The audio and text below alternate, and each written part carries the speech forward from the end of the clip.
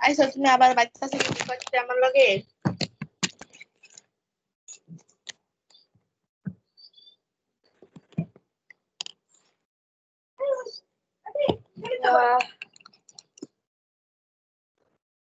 Sir n এর মান কি দুটো আসে 7 আর 8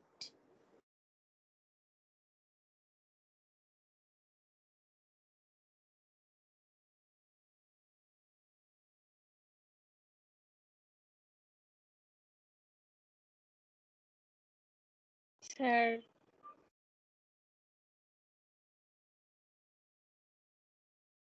দুইটা মান আসে 7 আর 8 7 আর 8 আমারও এটাই আসছে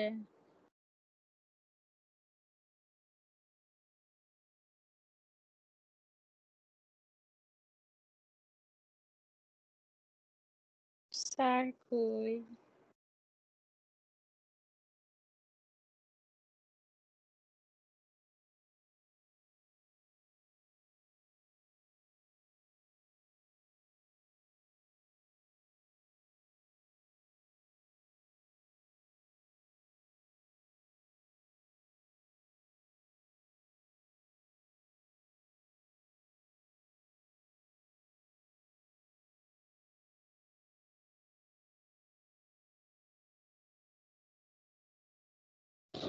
হ্যাঁ বলো n এর মান কত এসেছে তার 7 আর 8 স্যার 7 আর 8 7 আছে এবং 8 7 আর 8 আসছে বাকিরা সবাই করতে পারছো না হলে আমি সলভ করে দেব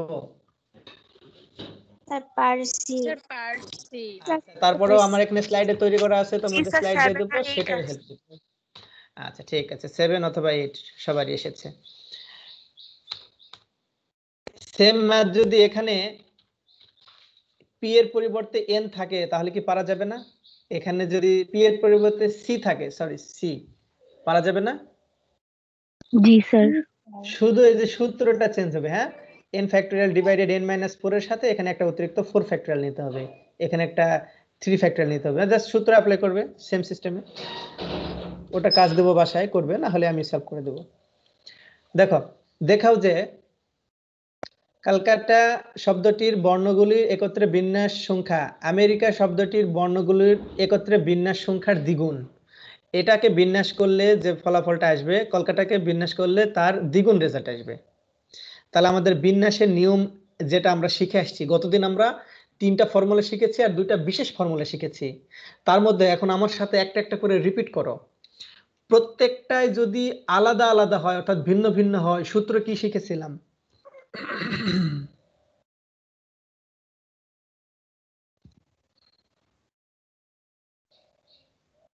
এই দেখো ভুলে গিয়েছি স্যার এনপিএন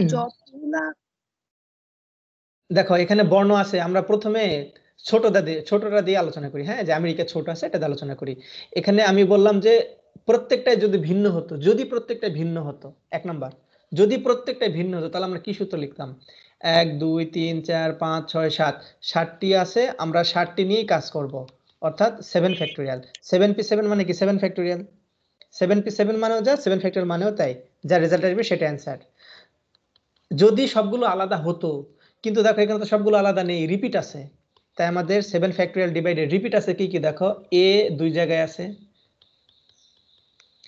m আর কোথাও নেই e কোথাও নেই আর কোথাও নেই i c কোথাও নেই তাহলে দেখো আমাদের এটা অ্যানসার আসবে যা হবে এটা অ্যানসার বোঝো না আমার কথাগুলো জি স্যার এখন বলো এক নম্বরে যাবে নাকি 2 নম্বরে যাবে এই অঙ্কটাতে 2 নম্বরে স্যার 2 2 নম্বরে যাবে রাইট আমরা প্রথমে তাহলে এটা লিখে নিচ্ছি দেখো যে কলকাতা শব্দটিতে 8টি বর্ণ আছে যার মধ্যে 2টি সি 2টি এ 2টি টি এবং বাকিগুলো ভিন্ন ভিন্ন তোমরাও কিন্তু এভাবেই ল্যাঙ্গুয়েজটা দিবে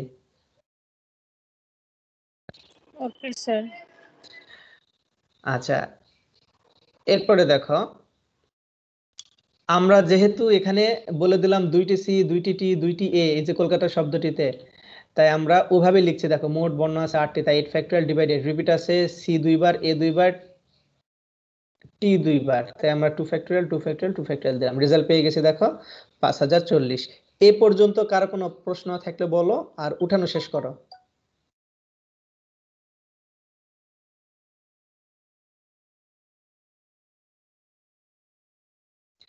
এখন দেখো কলকাতা শব্দের কাজ আমাদের শেষ, এবার আমরা আমেরিকাতে চলে যাচ্ছি।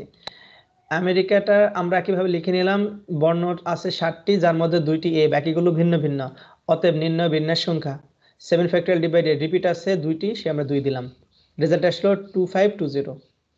এখন 2520 সাথে কত গুণ করলে এই কলকাতার 5040 পাওয়া যাবে বলো তো? 2 গুণ করলে 2 গুণ করলে আমরা 2 গুণ করে দিলাম এবং তাহলে রেজাল্ট পেয়ে গেলাম দেখো দ্বিগুণ। কারো কোনো প্রশ্ন আছে? No sir. না স্যার। আচ্ছা,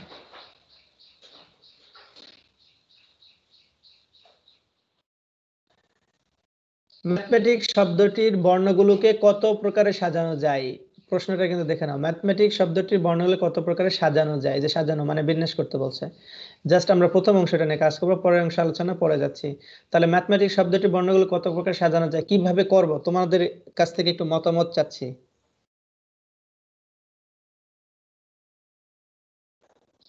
11 factorial by Sir, 2 আগে factorial into বিন্যাসটা 2 করে factorial নিব। into 2 factorial. Right.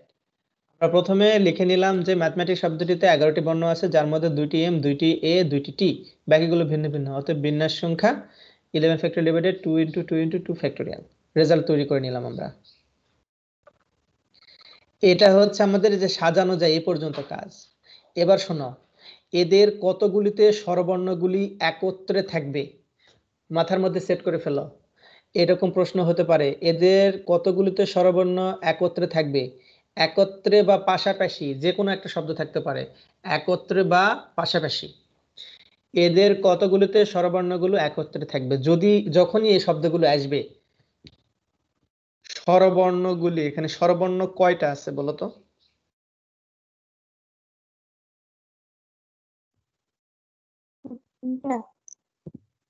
তিনটা, কি কি? এ এ ই আর আই। ERI এ ই আই, দেখো এর মধ্যে এ দুইবার আছে, তাহলে আলটিমেটলি কয়টা বর্ণ স্বরবর্ণ? চারটা। চারটা। এই চারটা বাদ দিলে, 11 থেকে চারটা বাদ দিলে এখন বর্ণ আছে কয়টি? 7টা। 7টি। আর ওই চারটাকে একটি ধরতে হবে, চারটা স্বরবর্ণকে একটি ধরতে হবে, যোগ 1 সমান সমান 8। আবার বলছি শোনো, যদি প্রশ্নে বললে স্বরবর্ণ, তাহলে যতগুলো স্বরবর্ণ থাকবে তাদেরকে একটা ধরে নিতে হবে, বাকিগুলোর সাথে 8 বানায় নিতে হবে। যদি বলতো ব্যঞ্জন বর্ণগুলি, এখানে স্বরবর্ণ জায়গায় যদি ব্যঞ্জন বর্ণ থাকতো, তাহলে আমরা এখানে লিখতাম দেখো স্বরবর্ণ ব্যঞ্জন বর্ণ এখানে আছে 7টি, আর তাহলে এমনি বর্ণ আছে 4টির সাথে 1 যোগ করে 5 লিখতাম। দেখো ব্যঞ্জন বর্ণ বললে এটা আসতো, আর স্বরবর্ণ বলার কারণে এটা আসছে। এটা কি বুঝাইতে পারলাম? Yes sir. জি স্যার। আচ্ছা, তাহলে যখনই বলবে স্বরবর্ণগুলোকে একত্রে রাখতে হবে বা পাশাপাশি রাখতে হবে, তখন আমাদের স্বরবর্ণগুলোকে একটা কাউন্ট করতে হবে। স্বরবর্ণ ছাড়া বাকি বর্ণ আছে আমাদের 7টি, সেই 7টির সাথে একটি যোগ দিলাম, দিয়ে আমরা 8টি বানাই। কেন করব? সবগুলোকে যে আমাদের একত্রে রাখতে বলছে, এই জন্য একত্রে রাখতে বলছে। হ্যাঁ স্যার, ফ্যাক্টরিয়াল জিনিসটা কি, এটা কি বুঝাইতেছে? কোন ফ্যাক্টরিয়াল? মানে যে ফ্যাক্টরিয়াল যে আমরা দিচ্ছি, যে জিনিসটা কি বলতেছে, কি বুঝাইতেছে? ফ্যাক্টরিয়াল বিষয়টার অর্থ কি এটা তুমি জানতে চাচ্ছ, নাকি জি তুমি স্যার। জানতে চাচ্ছ ফ্যাক্টরিয়ালের অর্থ কি, মানে ফ্যাক্টরিয়াল দ্বারা কি প্রকাশ পায়, এগুলো তোমার প্রশ্ন? জি স্যার। আগের ক্লাসটা ছিলে? জি স্যার, ছিলাম।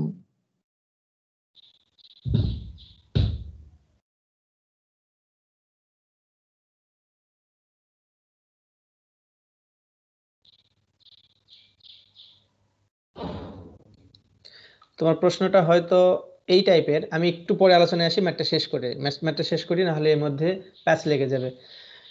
আমাদের এখানে স্বরবর্ণগুলোকে একত্রে থাকবে জন্য আমরা স্বরবর্ণকে একটা নিলাম, আর বাকিগুলোকে আমরা কাউন্ট করলাম 7টি আছে, এই মিলে আমাদের মোট বর্ণ হলো 8টি। তাহলে দেখো আমরা এই বিষয়টা লিখে নিচ্ছি এভাবে, শব্দটিতে 4টি স্বরবর্ণ আছে, এগুলো হলো এত এত, আমরা এগুলো লিখে নিলাম।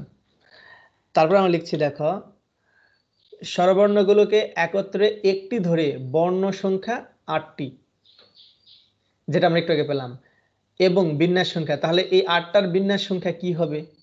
8 factorial divided 2 factorial into 2 factorial.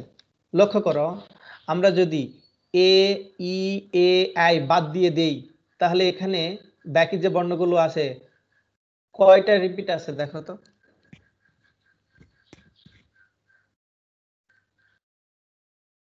Sir 2টি আর হচ্ছে রিপিট আছে।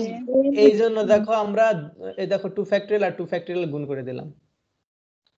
টোটাল আছে আমাদের এখন 8টা, কারণ একটা ধরে নিয়েছি স্বরবর্ণগুলোকে, এই হচ্ছে 8টা, আর রিপিট আছে 2টা, এই জন্য আমরা 2টা ডিভাইডেড দিয়েছি। কিভাবে এটা আসলে বুঝতে পারছো? জি স্যার। জি এখন দেখো ওই যে স্বরবর্ণগুলোকে যে আমরা আবার একটা ধরলাম, কয়টা স্বরবর্ণকে একটা ধরলাম? 4টি স্বরবর্ণকে। সেই 4টা স্বরবর্ণ আবার কিভাবে সাজতে পারে দেখো। স্বরবর্ণগুলো নিজেদের মধ্যে বিন্যাস সংখ্যা, স্বরবর্ণ 4টা ছিল তাই আমরা দিলাম 4 ফ্যাক্টোরিয়াল, যার মধ্যে এ রিপিট ছিল তাই আবার দিলাম ডিভাইডেড 2 ফ্যাক্টোরিয়াল, এই মিলে রেজাল্ট আসলো 12। তাহলে দেখো এখানে 8 ফ্যাক্টোরিয়ালের সাথে 2 ফ্যাক্টোরিয়াল আর 2 ফ্যাক্টোরিয়াল দিয়ে এই রেজাল্ট আসলো, আর 4 ফ্যাক্টোরিয়ালের সাথে রেজাল্ট আসলো 12। এটার সাথে এটা গুণ করে দেবো আমরা, গুণ করে দিয়ে যে রেজাল্ট সেটাই হচ্ছে আমাদের একত্রে রেখে বিন্যাস সংখ্যা। যখন একত্রে বা পাশাপাশি রাখতে বলবে তখন আমরা এই স্টেপটা করব, যে যে বর্ণকে একত্রে রাখতে বলছে সেটাকে একটা কাউন্ট করে যোগ করব, করে দেখব কয়টা রিপিট আছে, আর যাদেরকে আমি একত্রে করলাম তাদেরকে আবার বিন্যাস করব, করে দুইটা রেজাল্ট গুণ করে দিলে আমাদের একত্রে বিন্যাস সংখ্যা চলে আসবে। বিষয়টা ক্লিয়ার? Yes sir. জি আচ্ছা, এখানে দেখো ম্যাথমেটিক্স শব্দটাকে আমরা সাজাইতে পারছিলাম এতগুলো উপায়ে, যার মধ্যে একত্রে স্বরবর্ণগুলো আছে এতগুলো উপায়ে। তাহলে প্রশ্নটার পরের অংশ কি বলছে দেখো, কতগুলো স্বরবর্ণ একত্রে থাকবে না, কতগুলোতে স্বরবর্ণগুলি একত্রে থাকবে না। টোটাল রেজাল্ট এত, একত্রে থাকবে এত, তাহলে একত্রে থাকবে না টোটালটার সাথে যে একত্রে বিয়োগ করে দেবো আমরা, যে রেজাল্ট আসবে এটা হচ্ছে একত্রে থাকবে না। কোশ্চেনটা খুবই ইম্পর্টেন্ট, খুবই ইম্পর্টেন্ট, পরীক্ষায় কিন্তু এটা আসে, ফাইনাল পরীক্ষায় এমসিকিউ আসে, সিকিউ আসে, সবই আসে। ম্যাথটা যদি আবার রিপিট করতে হয় আমি রিপিট করছি, তোমরা বুঝছো কিনা বলো। স্যার আরেকবার বুঝাই দেন। স্যার আচ্ছা, যেহেতু আরেকবার বুঝাই যাচ্ছে আমি আরেকবার বুঝাই দেবো। একজন প্রশ্ন করছে যে স্যার ফ্যাক্টরিয়ালে কাজ কি হচ্ছে এখানে আসলে। আমি একটা ছোট ওয়ার্ড নিয়ে কাজ করছি, দেখো ম্যাথমেটিক্স অনেক বড় শব্দ, আমি একটা ছোট নিচ্ছি।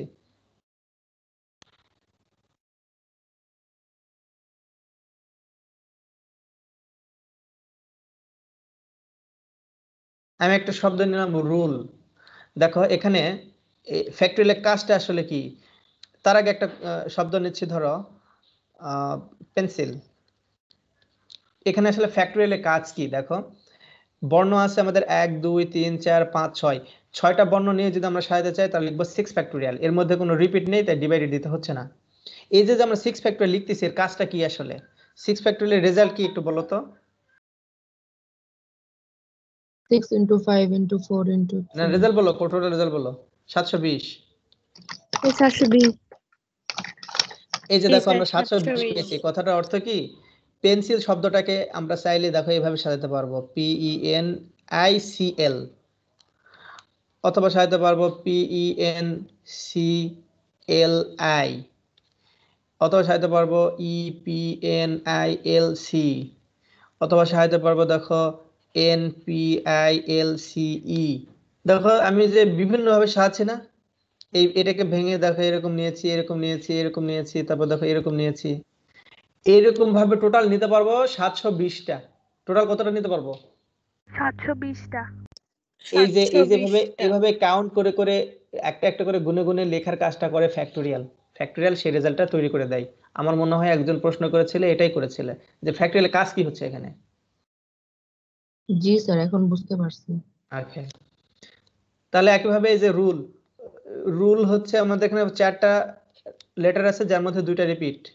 এটা ভাগ করতে হয় কেন, ভাগ করতে হয় এই জন্য, যার রেজাল্ট দেখো আমাদের এখানে কাটাকাটি করে রেজাল্ট চলে আসে 12। ভাগ আমাদের এই জন্য করতে হয়, দেখো ম্যাথটা এরকম হতে পারে যে LORL, এই এলটা আমি এখানে দিয়েছি, এই এলটা আমি এখানে দিয়েছি, এটাকে ডবল চিহ্ন দিলাম না। আচ্ছা, এবার কি এটাই এরকম ভাবে হতে পারে না, এই ডবল চিহ্ন বিশিষ্ট যেটা সেটাই প্রথমে চলে আসতে পারে, আর প্রথম একটা তীর চিহ্ন বিশিষ্ট যেটা সেটা শেষে যেতে পারে না? জি স্যার। Yes sir. তাতে কি আমাদের ওয়ার্ডের কোনো পরিবর্তন হচ্ছে? দেখো তো দুইটা ওয়ার্ড কি একই না? জি স্যার। এই জন্য আবার যে এটা দ্বারা Yes, ভাগ sir. করতে হয়, যে এরকম দুইটা যেগুলো থাকবে সেটাকে আমরা কেটে দিব, এই জন্য দুই দ্বারা আবার ভাগ করতে হয় রিপিট থাকলে। বুঝতে পারছো? জি স্যার, বুঝছি। Yes, আচ্ছা, sir. ম্যাথটা একজন রিপিট করতে বলছো, আমি তার জন্য রিপিট করছি। প্রথমত দেখো, আমাদের টোটাল শব্দটাকে তোমরা ভেঙে নিবে, একত্রে সাজাইতে বললে আমাদের এই পার্টটা লাগবে না, শুধুমাত্র আমাদের এই যে টোটাল পার্টটা দরকার। একত্রে নয় সাজাতে বললে, একত্রে নয় বললে আমাদের এটা লাগছে। প্রথমে দেখো ম্যাথমেটিক্স শব্দটাকে কতভাবে সাজানো যায় আমরা সাজাই নিলাম। যখন বলবে স্বরবর্ণগুলোকে একত্রে রাখো, তখন তোমরা সবগুলো স্বরবর্ণকে একটা কাউন্ট করবে। আমরা এখানে স্বরবর্ণ দেখতে পাচ্ছি চারটাকে যদি আমরা বাদ দিয়ে দিই তাহলে এখানে মোট এখন বর্ণ আছে 60টি। 60টির সাথে এগুলোকে যদি আমরা একটা কাউন্ট করি তাহলে রেজাল্ট হয়ে যাচ্ছে 7-এর সাথে 1 যোগ করলে 8। এই হয়ে গেল আমাদের 8। এখন 8 ফ্যাক্টোরিয়ালের হরে আমাদের দেখতে পাচ্ছি যেহেতু 4টা স্বরবর্ণকে আমরা একটা ধরেছি, বাকিগুলোর মধ্যে রিপিট আছে 2টি, 2 ফ্যাক্টোরিয়াল 2 ফ্যাক্টোরিয়াল, রেজাল্ট আমরা পেয়ে গেলাম। এখন এখানে যে আমরা সাজিয়েছি এখানে রেজাল্টটা কেমন হয়েছে দেখো, আমাদের এরকম হয়েছে।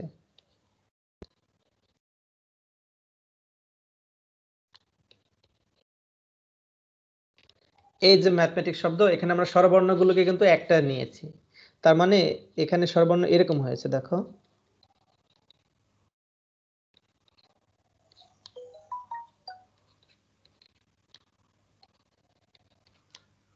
এরকম হয়েছে। আবার এটা হয়তো এরকম হতে পারে,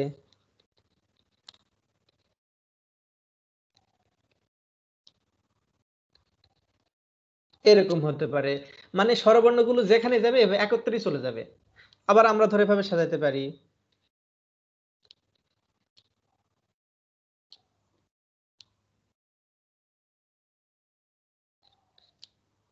এরকম হতে পারে, এরকম মোট রেজাল্ট আসবে 10,080। এরকম এরকম ভাবে আমরা সাজাতে পারবো, ঠিক 10,080টা ওয়ার্ড এরকম ভাবে সাজাতে পারবো। স্যার সাজানো মানে বিন্যাস করা, তাই না? হ্যাঁ, বিন্যাস করা। বুঝতে পারলে আমার কথাটা? হ্যাঁ বলো। জি স্যার। স্যার এখানে স্বরবর্ণগুলোকে একত্রে যদি না বলতো কথাটা, মানে একত্রে কথাটা যদি না বলতো। না না বললে তো এই যে আমরা একটু পরে যেটা করবো সেটা শেষের পার্টটা, বুঝো নাই?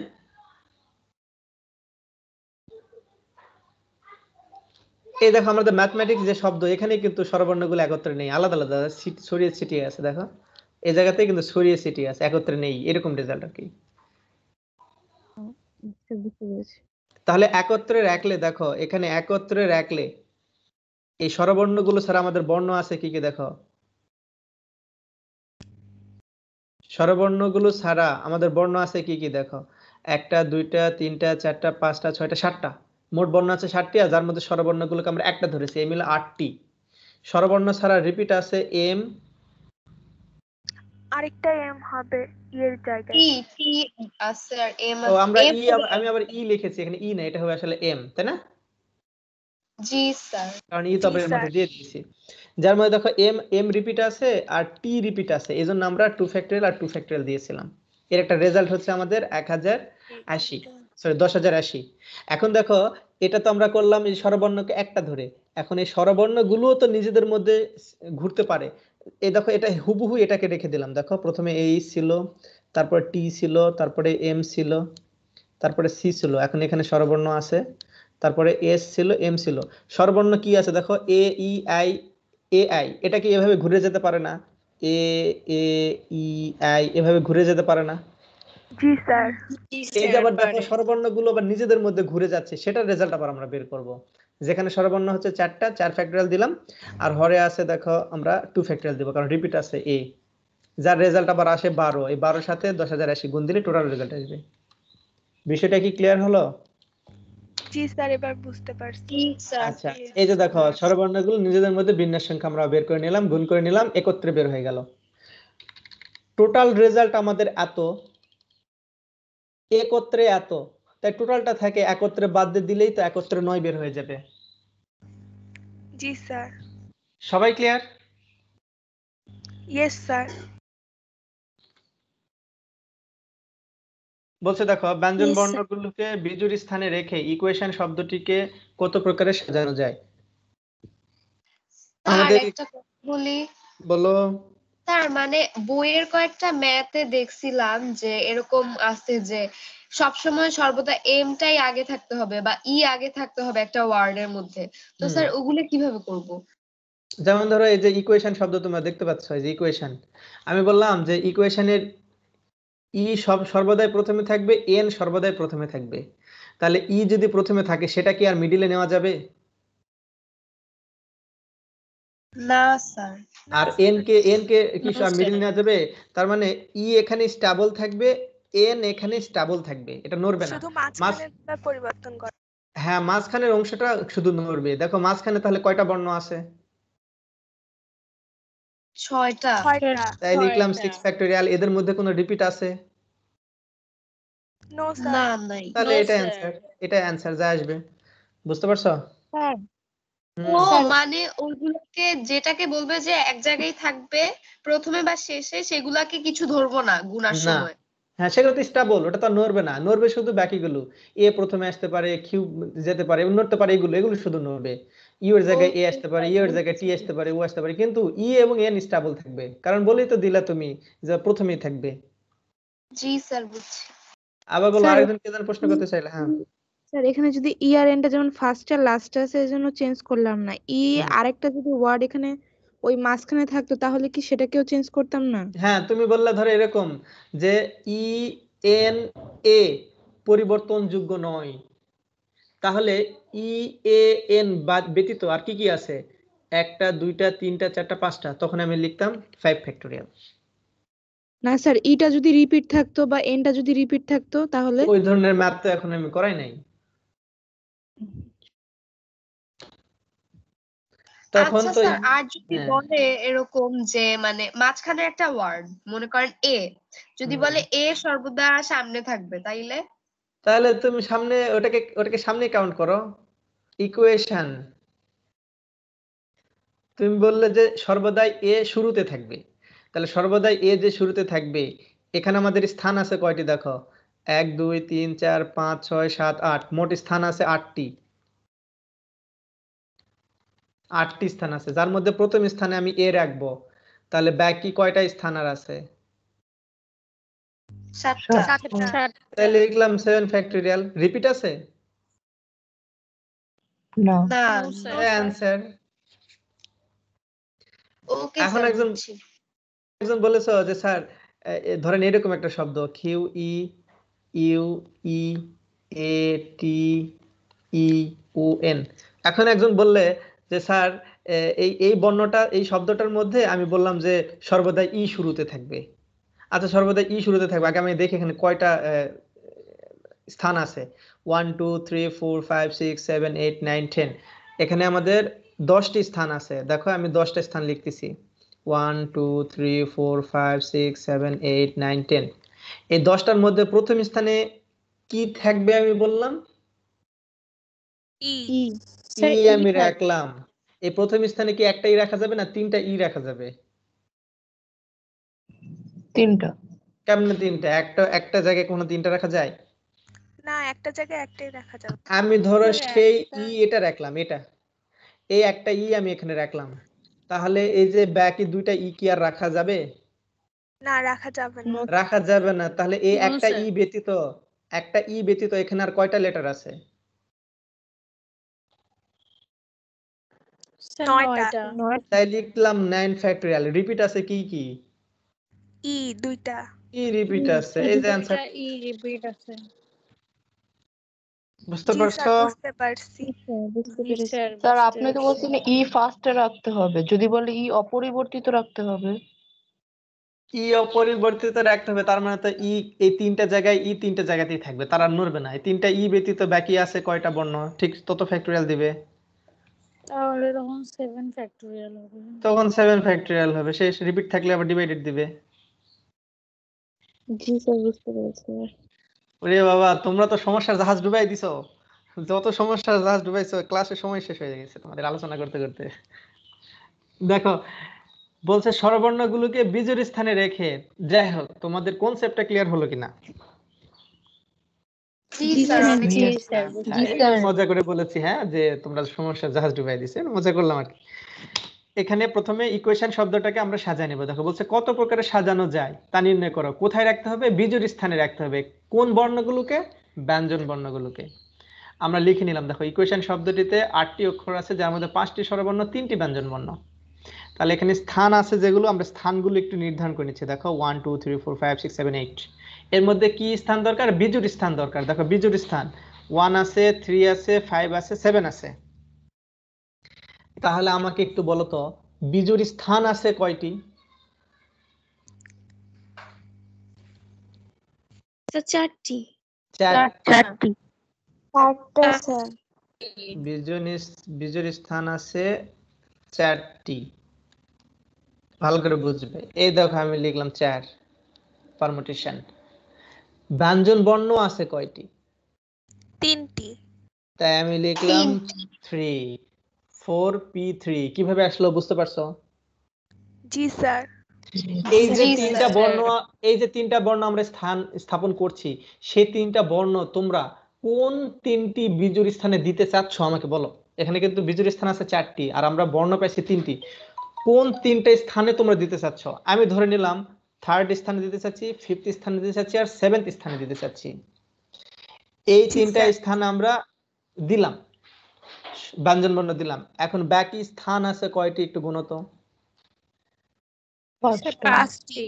1 5টি। 2 3 4 5, রাইট। বাকি স্থান আছে 5টি। বাকি স্থান আছে 5টি। ব্যঞ্জন বর্ণ 3টা বাদ দিলে এখানে আর কয়টি বর্ণ আছে? 5টি। তাই 5টি বর্ণ। 5 লিখলাম। স্থান আছে 5টি, বর্ণ আছে 5টি, তাই লিখলাম 5p5। এই দুটার ফলাফলকে আমরা এখন গুণ করে দিলে যা হবে সেটাই অ্যান্সার। ক্লিয়ার হলো? Yes sir. Yes sir. Sir. Sir আবার একটু বলেন। বলতেছি বিজোড় স্থান আছে 4টি, ব্যঞ্জন বর্ণ আছে 3টি, তাই আমরা লিখলাম 4p3। এখন এখানে ব্যঞ্জন বর্ণ নিলাম কেন? কারণ প্রশ্নে ব্যঞ্জন বর্ণ নিয়ে কাজ করতে বলছে। এখন 3টি স্থান বাদ দিলে ওখানে আর স্থান আছে 5টা। 5টি, বর্ণ আছে 5টি, তাই লিখলাম 5p5। এখন এই দুটা গুণ করে দিলাম, আমাদের রেজাল্ট চলে আসলো। খুবই ইম্পর্টেন্ট একটা প্রশ্ন। এই তোমাদের ক্লাসের সময় শেষ, বাসার কাজ বলো। স্যার সর্বনা যদি 5টা না থাকতো? বাকি বর্ণ কয়টা থাকবে আমাকে বলো, আমি করে দিচ্ছি। তোমাদের কোনো কথা না বললে কেমন হবে? কয়টা থাকতে পারে বলো? স্যার যদি এখানে বাকি বর্ণ 4টা যদি আমরা ধরি তাহলে তখন 4p5 ধরতাম না? নিচে তো ছোট হওয়া যাবে না, আর ছোট হতে পারবে না।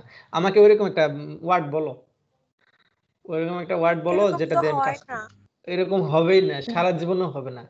প্রশ্নটাই লজিক্যাল হচ্ছে না।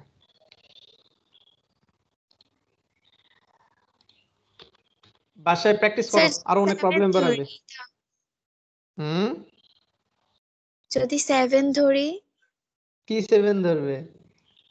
স্যার বাকি বর্ণ আরো 7টি আছে যদি ধরি। যদি ধরবে কেন, একটা ওয়ার্ড বলো, এমন একটা ওয়ার্ড বলো বাকি 7টা থাকবে, বলো। স্যার ওয়ার্ড তো জানি না। ওয়ার্ড নেই, তুমি আসলে যতগুলো, তুমি যে ওয়ার্ড বলবা তার উপরে তো স্থান আসবে, তাই না? স্থানের সাথে ওই পরে যে আমরা 5p5 লিখতেছি, যেখানে যে 5p5 লিখতেছি, এখানে সবসময় অটোমেটিক মিলবে। কারণ আমাদের ওই ওয়ার্ড দেখেই তো আমরা স্থানগুলো নিয়েছি, তাই তাই এটার সাথে এটা ছোট বড় হওয়ার কোনো সম্ভাবনাই নাই। এখানে ছোট বড় হতে স্যার পারে, বাট এখানে হবে না। 4টি বিজোড় স্থান ধরার পরে নিচে আবার 5টা কেন ধরছি? মানে 4টার পরে তো 4টা ধরার কথা ছিল না। এখানে বীজের স্থান আছে তোমার 4টি, তুমি 3টাতে দিয়েছো, বাকি আরেকটা কে কে নিবে? ব্যঞ্জন বর্ণ। বাকি আরেকটা স্বরবর্ণ নিবে। স্বরবর্ণ। বলে স্যার বাকি আরেকটা খুলে পকেটে রেখে দেবো। জি তিনটা স্যার, এবার স্থানে, বুঝতে পারছি। তার সাথে এটা অটোমেটিক মিলে যাবে, মানে 5p5 হ্যাঁ, হ্যাঁ হ্যাঁ হ্যাঁ অটোমেটিক মিলে যাবে। Okay sir. প্র্যাকটিস করতে হবে তাহলে ঠিক হয়ে যাবে। হ্যাঁ বাকিটা প্র্যাকটিস করতে হবে। বাসার কাজ, এই যে তোমরা যে 6 নাম্বার যে ম্যাথটা দেখতে পাচ্ছ, এর আগে পর্যন্ত যতগুলো ম্যাথ আছে আমি তোমাদের শুধু বোর্ড কোশ্চেন দেই, আর যারা সবই প্র্যাকটিস করতে চাও করবে, তবে আমার পরামর্শ বোর্ড কোশ্চেন। এই 6 নাম্বারের আগে পর্যন্ত চ্যাপ্টারে যত ম্যাথ আছে বোর্ড, সেগুলো তোমাদের হোমওয়ার্ক। আর আগামী দিন আমাকে মনে করিয়ে দিবে 6 নাম্বার থেকে স্টার্ট করতে হবে, নেক্সট ক্লাসে মনে করিয়ে দিবে, ঠিক আছে? Okay sir. Okay sir. Sure, ভালো থাকবে। Okay sir. স্যার আসসালামু আলাইকুম। আসসালামু আলাইকুম স্যার। ওয়ালাইকুম আসসালামু আসসালামু আলাইকুম স্যার। ওয়ালাইকুম আসসালাম।